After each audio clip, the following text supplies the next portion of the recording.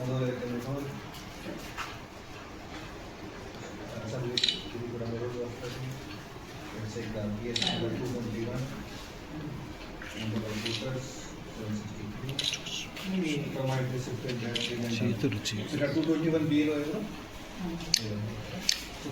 మీరు చెప్పండి. దీంట్లో ఎంతమంది ఉన్నారు?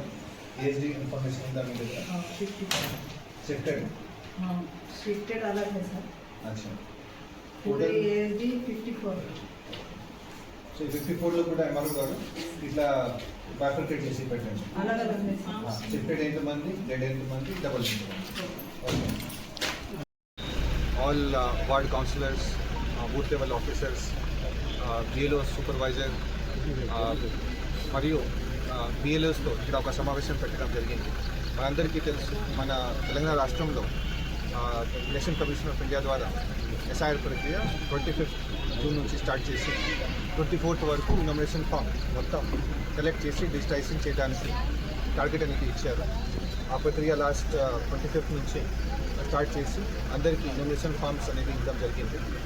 నామినేషన్ ఫామ్ ఇచ్చిన తర్వాత ఇప్పుడు ముఖ్యంగా వాటిని డిజిటైజింగ్ చేసే ప్రక్రియ లాస్ట్ ఒక 7-10 days నుంచి మొదలుపెట్టి ఉన్నాము.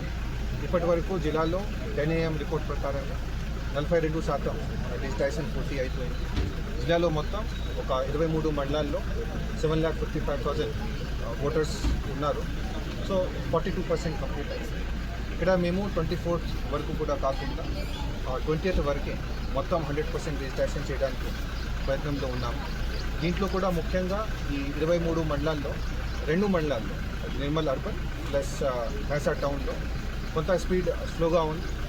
ఇది మొత్తం రాష్ట్రంలోనే అట్లా ట్రెండ్ ఉంటుంది. మన భారతదేశంలో కూడా ఎక్కడైతే టౌన్ ఏరియాస్ ఉంటాయి అక్కడ చాలామంది వలస చేసి బయటికి పోయి ఉంటారు. అదేవిధంగా కొంతమందికి పోలింగ్ స్టేషన్ కొంత జిగ్జాగ్ లాగా కూడా ఉంటుంది. కాబట్టి ఇప్పటి వరకు భైంసా టౌన్లో నిన్న సాయంత్రం ఫిగర్ చూస్తే ఒక 20% అయింది. అంటే జిల్లాకి 42% ఉంటే భైంసా టౌన్లో కొంత స్లో ఉంది, 20% వరకు ఉంది. అదే కొంత స్ట్రెంథెన్ చేయడానికి ఈరోజు అందరితో మీటింగ్ పెట్టడం జరిగింది. కొంతమందికి ఎస్ఐఆర్ గురించి అవగాహన లేకపోతే ఈరోజు వాళ్ళ డౌట్స్ కూడా క్లియర్ చేశాను. అదేవిధంగా సాయంత్రం ప్లస్ రేపటి నుంచి నెక్స్ట్ ఒక వారం వరకు ఈ టౌన్ని ఒక 4 to 5 జోన్స్లో డివైడ్ చేసి మండల్ స్పెషల్ ఆఫీసర్ అంటే వాళ్ళ డిస్ట్రిక్ట్ స్థాయి ఆఫీసర్స్ ఉంటారు. వాళ్ళ ఆధారంలో వాళ్ళ కింద మండల ఆఫీసర్స్ మరియు ఇంకా మున్సిపాలిటీ స్టాఫ్, మా బిఎల్ఓస్, బిఎల్ఏ, ఈవెన్ కౌన్సిలర్స్ కూడా ప్రతి ఒక్క హౌస్ విజిట్ చేయడానికి టార్గెట్ ఇవ్వడం జరిగింది.